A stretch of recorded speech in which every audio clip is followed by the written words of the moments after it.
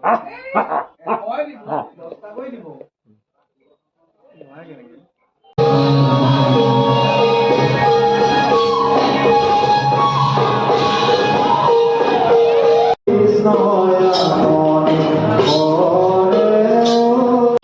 এইখন হৈছে সোৱণশিৰি নদী আৰু মই আছোঁ এখন ফেৰীৰ ওপৰত আৰু ইয়াৰ পৰা আমি গৈ আছোঁ নদীৰ সিপাৰলৈ মানে সিপাৰে আছে মাজুলী আৰু চাবলৈ গৈ আছোঁ মাজুলীৰ ৰাস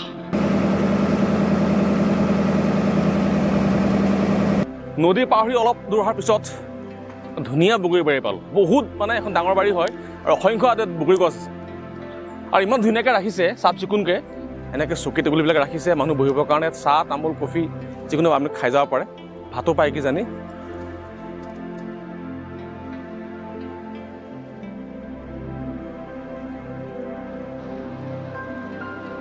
আৰু বিয়লি প্ৰায় 4মান বজাত আমি উপস্থিত হৈছিলোহি মাজুলীৰ বন্ধুজনৰ ঘৰত বন্ধুজনৰ ঘৰখন গৰু ছাগলী হাঁহ পাৰৰে ভৰোণ হৈ আছে ঘৰতে বনোৱা পিঠা পনাৰে একাপ চাহ খোৱাৰ পিছত আমি নাও বাই মাছ ধৰিবলৈ আৰম্ভ কৰিছিলোঁ আৰু সোনকালে এমুঠি খাই আমি ওলাই গৈছিলোঁ মাজুলীৰ বিভিন্ন সত্ৰলৈ ৰাস চাবলৈ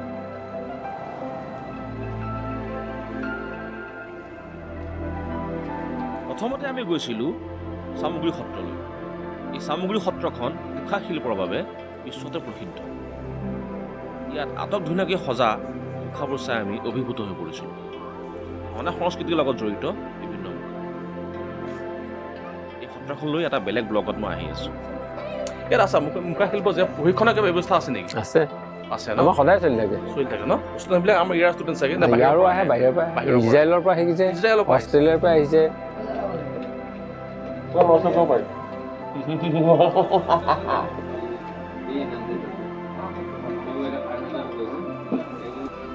এইখন দক্ষিণপাট সত্ৰ এই দক্ষিণপাট সত্ৰখন ৰাসৰ দিনাখন বৰ সুন্দৰকৈ সজাই পৰাই তুলিছিল ইয়াতে লগ পাইছিলোঁ জাৰ্মানীৰ দুজন পৰ্যটকক তেওঁলোকৰ লগত দুআষাৰ কথা পতাৰ সৌভাগ্য হৈছিল এইখন গড়মূৰ সত্ৰ ইয়াত আজি গড়মূৰ সত্ৰ ৰাস চাবৰ কাৰণে অসংখ্য দৰ্শনাৰ্থীৰ ভিৰ হৈছে টিকেট পাবলৈ নাই টিকেটৰ মূল্য শুনামতে 200 300 400 আমি টিকেটৰ কাৰণে চেষ্টা কৰি আছোঁ কিন্তু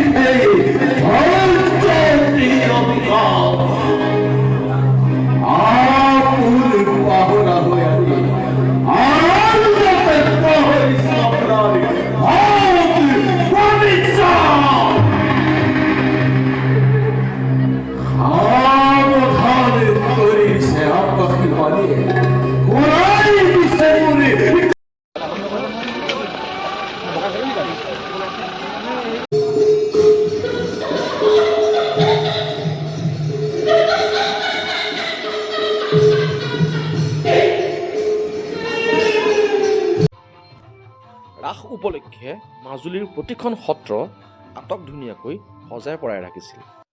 আমি যিমান পাৰোঁ ইখন সত্ৰ বা সিখন সত্ৰলৈ গৈ তাক উপভোগ কৰিবলৈ চেষ্টা কৰিছিলোঁ। হাতত সময় একেবাৰে নাছিল।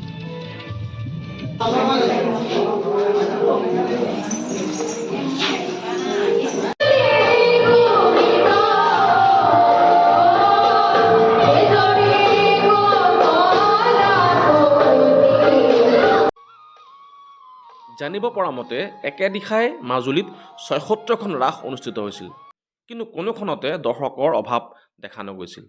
প্ৰতিখন সত্ৰতে হাজাৰ হাজাৰ দৰ্শকে ভৰি আছিল। সমগ্ৰ মাজুলীখনতে বিৰাজ কৰিছিল এক উখল মাখল পৰিৱেশ। এনেকৈয়ে ওৰে নিশা ইখন সত্ৰ বা সিখন সত্ৰলৈ ঢপলিয়াই ৰাস চোৱাৰ পিছত ৰাতিপুৱা আৰম্ভ হৈছিল আমাৰ উভতনি যাত্ৰা। ভিডিঅ'টো চাই কেনে পালে জনাব। যদি ভাল লাগিছে লাইক শ্বেয়াৰ কৰিবলৈ নাপাহৰিব। আপোনালোকে চাই আছে মোৰ ইউটিউব চেনেল আছাম সেতু। ধন্যবাদ। লগ পোৱাৰ আশাৰে। জয় অসম।